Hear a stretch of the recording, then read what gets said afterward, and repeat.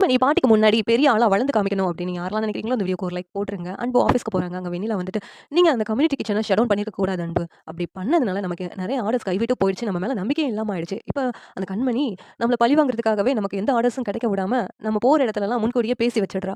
எல்லாம் நீங்க குடுத்த இடம் தான் அன்பு. அவள தலைக்கு மேல தூக்கி வச்சு, அவளுக்கு பொறுப்பெல்லாம் குடுக்கணும்னு நெனச்சீங்க. ஆனா, அவ பாத்தீங்களா? அவ காசு, பணம் எல்லாம் அவ கையில அதிகாரம் வந்ததும் எப்படி மாறிட்டான்னு சொல்லிட்டு, அந்த கண்மணிக்கு உங்க மேல உண்மையான அன்பே இல்ல. அப்படி இருந்திருந்தா, உங்களுக்கு இவ்வளோ பெரிய துரோகம் பண்ணுவாளா? உங்கள தூக்கி எறிஞ்சுட்டு போவாளா? கண்மணிய உயிருக்கு உயிரா காதலிச்சீங்க. ஆனா, கண்மணி உங்கள உதாசீனப்படுத்தி, உங்கள தூக்கி எறிஞ்சுட்டு போயிட்டு, உங்களுக்கு துரோகம் பண்றதுக்கும் துணிஞ்சுட்டா. ஆனா, நான் அப்படி இல்ல அன்பு. நீங்க என்னையே தூக்கி எறிஞ்சீங்க. ஆனாலும் நான் உங்களுக்கு துரோகம் பண்ணணும்னு நான் நெனச்சது கூட இல்ல அன்பு. ஏன்னா, நான் உயிருக்கு உயிரா உங்கள காதலிக்கிறேன். அப்படி இருக்கும்போது உங்களுக்கு எப்படி நான் துரோகம் பண்ண முடியும்? இன்னும் என் மனசு ஃபுல்லா நீங்க மட்டும் தான் இருக்கீங்க அன்பு. உங்கள என்னால மறக்க முடியாது அன்பு அப்படின்னு சொல்லிட்டு, இங்க வெண்ணிலா சொல்லிக்கிட்டு இருக்காங்க. உன்ன அன்பு இருந்துட்டு, "போதும் நிறுத்து.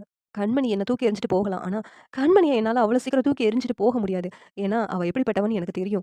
அதுக்காக இத சாக்கா வச்சு நீ வந்து என்கிட்ட ஒட்டிக்கலாம்னு சொல்லிட்டு கனவு காங்காத" அப்படி சொல்றாங்க.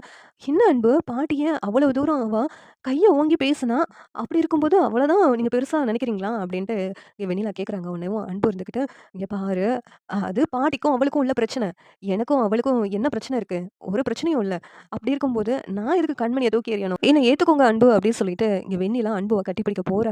உடனே அன்பு இருந்துட்டு ஒரு அரைஞ்சிடுறாங்க. "இங்க பாரு இந்த மாதிரி அட்வான்டேஜ் எடுத்துக்கிற வேலைலாம் வச்சுக்கிடாத. மரியாதையா அந்த இடத்த விட்டு கிளம்பி போயிடு" அப்படிங்கிறாங்க. அந்த இடத்துக்கு பாட்டிக்கு வந்ததும், "எதுக்குடா வெண்ணிலாவ அடிக்கிற? வெண்ணிலா என்ன தப்பு பண்ணா? அந்த கண்மணி மாதிரி வெண்ணிலாலாம் கிடையாது.